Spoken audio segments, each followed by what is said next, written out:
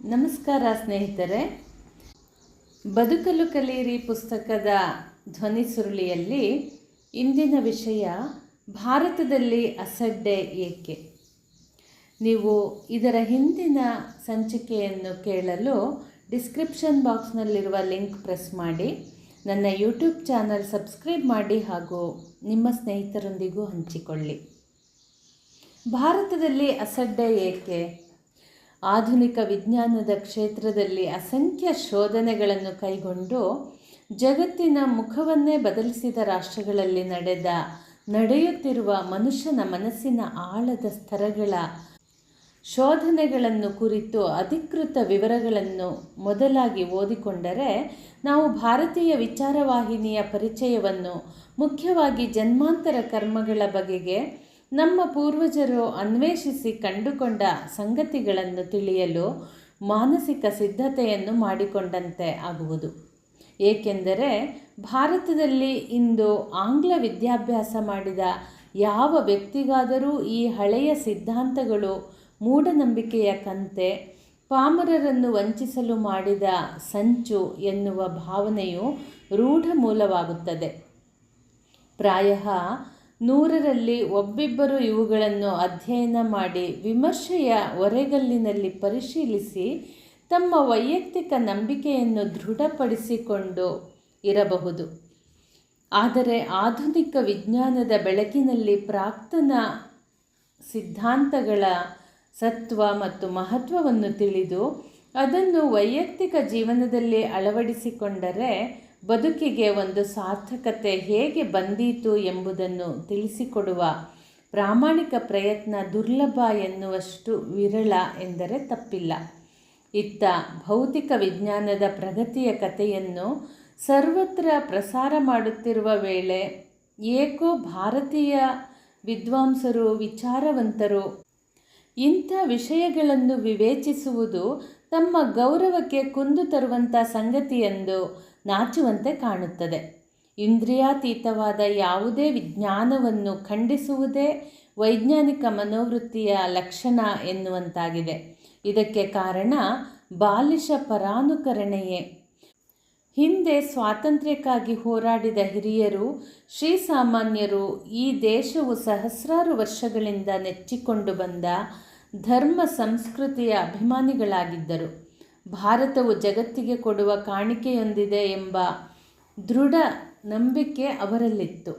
ವಿಜ್ಞಾನದ ಅನ್ವೇಷಣೆಗಳಿಂದ ಉದ್ಭವಿಸಿದ ಸಂದೇಹಗಳನ್ನು ಎದುರಿಸಿ ನಿಲ್ಲುವ ಸಾಮರ್ಥ್ಯ ಸನಾತನ ತತ್ವಗಳಿವೆ ಎಂದು ಅವರು ತಿಳಿದುಕೊಂಡಿದ್ದರು. ಆದರೆ ನಂತರದ ಪೀಳಿಗೆ ಈ ಧಾರ್ಮಿಕ, ತಾತ್ವಿಕ ಆದರ್ಶಗಳನ್ನು ಮರೆಯತೊಡಗಿರುವುದು ಸತ್ಯ. ಇಂದು ಭಾರತೀಯರ ಯೋಗ, ತತ್ವಚಿಂತನೆ, ಸಂಗೀತ ಮತ್ತು ಕಲೆ ಇವು ಇತರ ದೇಶದ ಜನರ ಮನಸ್ಸನ್ನು ಸೆಳೆಯುತ್ತಿದೆ. ಏಕೆ? ಕೇವಲ ಹೊಸತನದ ಕ್ಷಣಿಕ ಕುತೂಹಲ, ಉದ್ವೇಗಕ್ಕಾಗಿಯೇ ಅಲ್ಲ. ಈ ದೇಶದ ಪುರಾತನ ಋಷಿಗಳು ಮನಸ್ಸಿನ ಆಳಕ್ಕೆ ಮುಳುಗಿ ಜೀವನದ ಅರ್ಥ, ಉದ್ದೇಶಗಳನ್ನು ಕಂಡುಕೊಂಡರು. ಜನತೆಗೆ ಕೆಲವೊಂದು ಶಾಶ್ವತ ಮೌಲ್ಯಗಳನ್ನು ನೀಡಿದರು. ವಿಜ್ಞಾನದ ಪ್ರಗತಿಯ ದೇಶಗಳಲ್ಲಿ ಮನಸ್ಸಿನ ಆಳಕ್ಕೆ ಮುಳುಗಿ ಅದರ ರಹಸ್ಯವನ್ನು ಕಂಡುಹಿಡಿಯುವ ಪ್ರಯತ್ನ ನಡೆದಿದೆ. ಅದರ ಪ್ರಾಥಮಿಕ ಪರಿಚಯವಾದವರಿಗೆ ಭಾರತದ ಅನ್ವೇಷಣಾ ವಿಧಾನ ತಿಳಿಯುವ ಹಂಬಲ ಉಂಟಾಗುವುದು ಸ್ವಾಭಾವಿಕ. ಇಂಥ ಪರಿಸ್ಥಿತಿಯಲ್ಲಿ ಭಾರತೀಯರು ತಮ್ಮ ದೇಶದಲ್ಲೇ ಪರದೇಶಿಗಳಾಗಬಾರದು ಎಂದು ರಾಷ್ಟ್ರದ ಪುನರ್ನಿರ್ಮಾಣಕ್ಕಾಗಿ ದುಡಿದು ಮಡಿದ ಎಲ್ಲ ಹಿರಿಯರು ಸಾರಿ ಹೇಳಿದ್ದಾರೆ. ದೀರ್ಘಕಾಲದ ದಾಸ್ಯದಿಂದ, ಅಜ್ಞಾನದಿಂದ, ನೈತ್ಯಾನುಸಂಧಾನದಿಂದ ಮತ್ತು ಪರಾನುಕರಣೆಯಿಂದ ತನ್ನ ಪರಂಪರೆಗೆ ನಾಚುವ ರೋಗ ಭಾರತೀಯನನ್ನು ಬಿಟ್ಟಿಲ್ಲ. ಆದುದರಿಂದ ವಿದೇಶಗಳಲ್ಲಿ ನಡೆದ ನಂಬಲರ್ಹವಾದ, ಅಧಿಕೃತವಾದ ಸಾಕ್ಷ್ಯಾಧಾರಗಳಿಂದ ಕೂಡಿದ ಸಂಗತಿಗಳನ್ನು ಮೊದಲು ಮುಂದಿಟ್ಟು ಆನಂತರವೇ ಭಾರತೀಯ ವಿಚಾರ ವಿಧಾನದ ಪರಿಚಯ ಮಾಡಿಕೊಡಲು ಹೊರಟಿದ್ದೇನೆ. ಮುಂದಿನ ವಿಷಯ ಮರೆತು ಹೋದ ಸತ್ಯ. ಅನಾದಿ ಕಾಲದಿಂದಲೂ ಜಗತ್ತಿನಾದ್ಯಂತ ಅತಿ ಮಾನುಷವೂ ಅದ್ಭುತವೂ ಆದ ಅತೀಂದ್ರಿಯ ಅನುಭವಗಳನ್ನು, ಘಟನೆಗಳನ್ನು ಜನ ನಂಬುತ್ತಾ ಬಂದಿದ್ದಾರೆ. ಭಾರತದಲ್ಲಿ ಅತ್ಯಂತ ಪ್ರಾಚೀನ ಕಾಲದಲ್ಲೇ ಇಂಥ ಘಟನೆಗಳ ಮೂಲವನ್ನು ಅನ್ವೇಷಿಸಲು ಧ್ಯಾನಾಭ್ಯಾಸ, ಯೋಗಾಭ್ಯಾಸಗಳ ಮೂಲಕ ಯತ್ನಿಸುತ್ತಾ ಇದ್ದದ್ದು ಕಂಡುಬರುತ್ತಿದೆ. ಪ್ರಾಯಶಃ ಈ ಅನ್ವೇಷಣೆಯೇ ತೀವ್ರವಾಗಿ ಮುಂದಿನ ಶತಮಾನಗಳಲ್ಲಿ ಈಶ್ವರ, ಆತ್ಮ, ಪರಕಾಲ, ಜನ್ಮಾಂತರ, ಲೋಕಾಂತರ, ಕರ್ಮ, ಧರ್ಮ, ಭಕ್ತಿ ಮತ್ತು ಮುಕ್ತಿ ಇವುಗಳನ್ನು ಕುರಿತ ವಿಶಿಷ್ಟ ಸಿದ್ಧಾಂತಗಳಲ್ಲಿ ಪರ್ಯವಸಾನವಾಯಿತು ಎಂದು ಊಹಿಸಬಹುದು. ಕಂಗೊಳಿಸುವ ಆಧುನಿಕ ವೈಜ್ಞಾನಿಕ ಅನ್ವೇಷಣೆಗಳ ಬೆಳಕಿನಲ್ಲಿ ಈಗಿನ ದಿನಗಳಲ್ಲೂ ಇಂಥ ಘಟನೆಗಳ ಬಗೆಗೆ ಆಗೀಗ ವಿಶ್ವಸನೀಯವಾದ ವರದಿಗಳು ಪ್ರಕಟವಾಗುವುದನ್ನು ನೋಡುತ್ತೇವೆ. ಕೆಲವೊಮ್ಮೆ ಇಂಥ ಘಟನೆಗಳು ಸತ್ಯ ದೂರವಾಗಿದ್ದರೂ ಸತ್ಯವನ್ನು ಅನುಕರಿಸುವ ತೋರಿಕೆಗಳಾಗಿರುವುದರಲ್ಲಿ ಸಂದೇಹವಿಲ್ಲ. ಸಾಮಾನ್ಯವಾಗಿ ತಮ್ಮದು ವೈಜ್ಞಾನಿಕ ಮನೋವೃತ್ತಿ ಎಂದುಕೊಳ್ಳುವ ಜನರು ಸಹಜವಾಗಿ ಇಂತಹ ಘಟನೆಗಳನ್ನು ಸಂಶಯ ದೃಷ್ಟಿಯಿಂದ ನೋಡುತ್ತಾ ಬಂದಿದ್ದಾರೆ. ಕಾರಣ ಇಷ್ಟೇ: ವಿಜ್ಞಾನದ ಶೋಧನೆಗಳು ನಾವು ದಿನನಿತ್ಯವೂ ಪಂಚೇಂದ್ರಿಯಗಳ ಮೂಲಕ ಅನುಭವಿಸುವ ಈ ಜಗತ್ತಿನ ಘಟನಾವಳಿಗಳನ್ನು ಕುರಿತದ್ದು.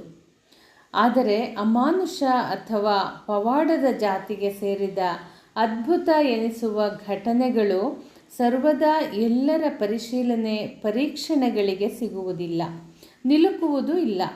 ಪ್ರಯೋಗ ಪರೀಕ್ಷಣೆಗೊಳಪಡಲಾರದ ಎಷ್ಟು ಘಟನೆಗಳಿದ್ದರೂ ಸ್ವಾಭಾವಿಕವಾಗಿ ವೈಜ್ಞಾನಿಕ ಪರಂಪರೆಯಿಂದ ವಿಜ್ಞಾನಿಗಳು ಅದನ್ನು ಗಮನಿಸಲು ಇಷ್ಟಪಡುವುದಿಲ್ಲ. ಗತಾನುಗತಿಕವಾಗಿ ಇಂಥ ಘಟನೆಗಳು ವಿಜ್ಞಾನಿಯ ಸಂಶಯ ದೃಷ್ಟಿಗೆ ಮತ್ತು ಕಟು ವಿಮರ್ಶೆಗೆ ತುತ್ತಾಗಿದ್ದುದರಿಂದ ಒಂದು ವೇಳೆ ಪ್ರತ್ಯಕ್ಷವಾಗಿ ಅಂಥ ಘಟನೆಗಳನ್ನು ಕಂಡು ಅನುಭವಿಸಿ ಅವುಗಳಲ್ಲಿ ನಂಬಿಕೆ ಉಂಟಾದ ವೈಜ್ಞಾನಿಕ ಕ್ಷೇತ್ರಗಳಲ್ಲಿ ದುಡಿಯುವ ವ್ಯಕ್ತಿಗಳು ಈ ಬಗ್ಗೆ ತಮ್ಮ ದೃಢ ನಿಲುಮೆಯನ್ನು ವ್ಯಕ್ತಪಡಿಸಲು ಹಿಂಜರಿಯುತ್ತಾರೆ. ಮೂಢನಂಬಿಕೆಯನ್ನು ಬೆಂಬಿಡದ ವಿಜ್ಞಾನಿ ಆತ ಎಂಬ ಅಪಹಾಸ್ಯಕ್ಕೆ ತುತ್ತಾಗಬೇಕೆಂಬ ಭೀತಿಯೇ ಅವರನ್ನು ಇಂಥ ಬಿಕ್ಕಟ್ಟಿನ ಪರಿಸ್ಥಿತಿಯಲ್ಲಿ ಬೀಳುವಂತೆ ಮಾಡುತ್ತದೆ. ಯಥಾರ್ಥ ಸಂಶೋಧಕರು, ವಿಜ್ಞಾನಿಗಳು ಅತಿಮಾನುಷ ಘಟನೆಗಳನ್ನು ಕಂಡುಹಿಡಿಯಲು ಯತ್ನಿಸಿ ಸಫಲರಾದರೂ ಈ ಘಟನೆಗಳ ಬಗೆಗೆ ದೀರ್ಘಕಾಲದಿಂದ ವಿದ್ಯಾವಂತ ಸಾರ್ವಜನಿಕ ತಿರಸ್ಕಾರ ಭಾವನೆಯನ್ನು ದಾಟಿ ನಿಲ್ಲಲು ಸಮರ್ಥರಾಗುತ್ತಿಲ್ಲ. ಅವರು ತಮ್ಮ ಅಭಿಪ್ರಾಯಗಳನ್ನು ನಿರ್ಭಯವಾಗಿ ವ್ಯಕ್ತಪಡಿಸಿದರೂ ವಿರೋಧಿಗಳ ಸಂಖ್ಯಾಬಲದೆದುರಲ್ಲಿ ಅವರ ದುರ್ಬಲ ದನಿಯು ಅರಣ್ಯ ರೋದನವಾಗುವುದು. ತಮ್ಮ ಮತೀಯ ಸಾಧನೆ ಬೋಧನೆಗಳಲ್ಲಿ ಇಂಥ ವಿಚಾರಗಳಿಗೆ ಸ್ಥಾನವೀಯದಿದ್ದ ಆಯಾಯ ಧರ್ಮದ ಮುಖಂಡರುಗಳು ಇಂಥ ಘಟನೆಗಳನ್ನು ಸರ್ವಪ್ರಕಾರವಾಗಿ ವಿರೋಧಿಸುತ್ತಾರೆ. ತಮ್ಮ ಸಿದ್ಧಾಂತದ ವಿಚಾರ ಲಹರಿಗೆ, ಸಾಮಾಜಿಕ ಆರ್ಥಿಕ ದೃಷ್ಟಿಕೋನಕ್ಕೆ ವಿರೋಧವೆಂದು ತೋರುವುದನ್ನು ರಾಜಕೀಯಸ್ಥರು, ಅಧಿಕಾರಾರೂಢರು ಮೂಢನಂಬಿಕೆಯೆಂದು ಅಪಹಾಸ್ಯ ಮಾಡುವುದು ಸ್ವಾಭಾವಿಕ. ಹೀಗೆ ಸತ್ಯವು ಪೂರ್ವಾಗ್ರಹ ದೂಷಿತರ ಗೊಂದಲದ ಮಡುವಿನಲ್ಲಿ ಮರೆಯಾದಂತೆ ಕಂಡರೂ ಯಥಾರ್ಥ ಅನ್ವೇಷಕರಿಗೆ ತನ್ನ ನೈಜ ಸ್ವರೂಪವನ್ನು ತೋರದೇ ಇರದು. ಪ್ರಯಾಣದ ಅನುಕೂಲತೆಗಳು, ಜ್ಞಾನ ಪ್ರಸಾರದ ವಿಧಾನಗಳು ಬಹಳಷ್ಟು ಸೀಮಿತವಾಗಿದ್ದ ಕಾಲದಲ್ಲಿ ಕೆಲವೊಂದು ಭಾವನೆಗಳು ಜನಾಂಗಗಳಲ್ಲಿ ಪ್ರಸಾರವಾಗಿ ರೂಢಮೂಲವಾಗಲು ಅನೇಕ ಶತಮಾನಗಳು ಬೇಕಾಗುತ್ತಿದ್ದವು. ಮನುಷ್ಯನ ದೇಹವು ನಶಿಸಿ ಬಿದ್ದು ಹೋದರೂ ಆತ್ಮಕ್ಕೆ ಚ್ಯುತಿ ಇಲ್ಲ ಎನ್ನುವ ವಿಷಯವನ್ನು ತಿಳಿಯಲು ಕೆಲವು ಜನಾಂಗಗಳಿಗೆ ಸಹಸ್ರಾರು ವರ್ಷಗಳೇ ಬೇಕಾದವು.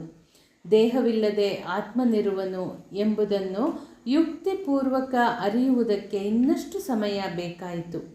ಜೀವಾತ್ಮನು ದೇಹದೊಂದಿಗೆ ತಾತ್ಕಾಲಿಕ ಸಂಬಂಧವನ್ನು ಹೊಂದಿದ್ದಾನೆ ಎಂಬ ಭಾವನೆ ಬಂದ ಮೇಲೆ ಆ ಜೀವಾತ್ಮ ಬರುವುದೆಲ್ಲಿಂದ, ಮುಂದೆ ಹೋಗುವುದೆಲ್ಲಿಗೆ, ಅವನ ಗಮನ ಆಗಮನಗಳ ಕ್ರಮಗಳೇನು ಎನ್ನುವ ವಿಚಾರವಾಗಿ ಚಿಂತನೆ ಪ್ರಾರಂಭವಾಯಿತು. ಈ ಬಗ್ಗೆ ಒಂದು ನಿಷ್ಕೃಷ್ಟ ಸಿದ್ಧಾಂತಕ್ಕೆ ಬರಲು ಸಾಕಷ್ಟು ಕಾಲಾವಕಾಶದೊಂದಿಗೆ ಬೇಕಷ್ಟು ವಿರೋಧವನ್ನು ವಿಚಾರವಂತರು ಎದುರಿಸಬೇಕಾಯಿತು. ಆದರೂ ವಿರೋಧ ಪರಿಹಾರ ಮಾಡಿ ಸತ್ಯವನ್ನು ಯುಕ್ತಿಯುಕ್ತವಾಗಿ ಸರ್ವಜನ ಪರಿಗ್ರಾಹಿಯಾಗುವಂತೆ ಸ್ಥಾಪಿಸಲು ನಮ್ಮ ಪೂರ್ವಜರು ಹಿಂದಾಗಲಿಲ್ಲ. ಯೋಗಶಾಸ್ತ್ರದಂಥ ಒಂದು ಗ್ರಂಥವನ್ನು ಅಧ್ಯಯನ ಮಾಡಿದರೆ ಆ ಗ್ರಂಥದ ಉದಯಕ್ಕೆ ಮೊದಲು ಎಷ್ಟೊಂದು ಚಿಂತನ ಮಂಥನ, ಪರಿಶೀಲನೆ, ಪ್ರಯೋಗ, ಸಾಧನೆ, ಅನುಷ್ಠಾನಗಳು ನಡೆದಿರಬೇಕು. ಆ ವಿಷಯಗಳಲ್ಲಿ ತಜ್ಞರಾದವರು ತಮ್ಮ ಅನುಭವಗಳನ್ನು, ಸಿದ್ಧಾಂತಗಳನ್ನು ಹೇಗೆ ತಮ್ಮ ಮುಂದಿನ ಪೀಳಿಗೆಗೆ ತಿಳಿಸಿರಬಹುದು ಎನ್ನುವ ಬಗ್ಗೆ ಒಂದು ಕಲ್ಪನೆ ನಮ್ಮ ಮನಸ್ಸಿಗೆ ಬಂದೀತು. ಮ್ಯಾಕ್ಸ್ ಮುಲ್ಲರ್ ಅವರ ಅಭಿಪ್ರಾಯದಂತೆ ಯೋಗಶಾಸ್ತ್ರಕ್ಕೆ ಸುಮಾರು 6,000 ವರ್ಷಗಳ ಪ್ರಾಚೀನತೆ ಇದೆ. ಇತರ ಕೆಲವು ಮೂಲಗಳ ಪ್ರಕಾರ ಇನ್ನೂ ಹೆಚ್ಚಿನ ಪ್ರಾಚೀನತೆ ಇದೆ. ಗೌತಮ ಬುದ್ಧನಾಗುವುದಕ್ಕೆ ಮೊದಲು ಅರಣ್ಯಗಳಲ್ಲಿ ಅಲೆಯುತ್ತಿರುವಾಗ ಅಸಂಖ್ಯ ಸಾಧಕ ತಪಸ್ವಿಗಳನ್ನು ಕಂಡ ವಿಚಾರವಿದೆ. ಯೋಗ ಸೂತ್ರಕಾರರಾದ ಪತಂಜಲಿ ಮಹಾಮುನಿ ಕ್ರಿಸ್ತಪೂರ್ವ 2ನೇ ಶತಮಾನಕ್ಕೆ ಸೇರಿದವರೆಂದು ಮ್ಯಾಕ್ಸ್ ಮುಲ್ಲರ್ ಅವರ ಅಭಿಪ್ರಾಯ. ಮನುಷ್ಯನ ಮನಸ್ಸಿನ ಸ್ಥಿತಿಗತಿಗಳನ್ನು, ಅದು ಏರಬಹುದಾದ ಎತ್ತರವನ್ನು ಅತ್ಯಂತ ಸ್ಪಷ್ಟವಾಗಿ, ತರ್ಕಬದ್ಧವಾಗಿ, ಪ್ರಯೋಗ, ಅನುಭವ ಪುರಸ್ಸರವಾಗಿ ಬರೆದ ಒಂದು ಅನುಷ್ಠಾನ ಗ್ರಂಥ ಅದು. ಅಣು ಪರಮಾಣು ರಾಕೆಟ್ಟುಗಳ ಯುಗ ಪ್ರಾರಂಭವಾಗುವುದಕ್ಕೆ ಮೊದಲು 300 ವರ್ಷಗಳ ವೈಜ್ಞಾನಿಕ ಪ್ರಗತಿಯ ಹಿನ್ನೆಲೆ ಇದ್ದಂತೆ ಈಶ್ವರ, ಆತ್ಮ, ಪರಕಾಲ, ಜನ್ಮಾಂತರ, ರಹಸ್ಯ, ಕರ್ಮವಾದ ಮೊದಲಾದ ವಿಚಾರಗಳ ಬಗ್ಗೆ ನಿರ್ಧಾರಾತ್ಮಕ ಸಿದ್ಧಾಂತಗಳನ್ನು ಪ್ರಕಟಿಸುವುದಕ್ಕೆ ಮೊದಲು ಸಾಕಷ್ಟು ಅಧ್ಯಯನ, ಅನ್ವೇಷಣೆಗಳು ಈ ದಿಸೆಯಲ್ಲಿ ನಡೆದಿರಬೇಕು ಅಲ್ಲವೇ? ಮುಂದಿನ ವಿಷಯ ಸತ್ಯಾನ್ವೇಷಣೆಯ ಮುಕ್ತ ಮಾರ್ಗ. ಇದನ್ನು ಮುಂದಿನ ಸಂಚಿಕೆಯಲ್ಲಿ ನೋಡೋಣ.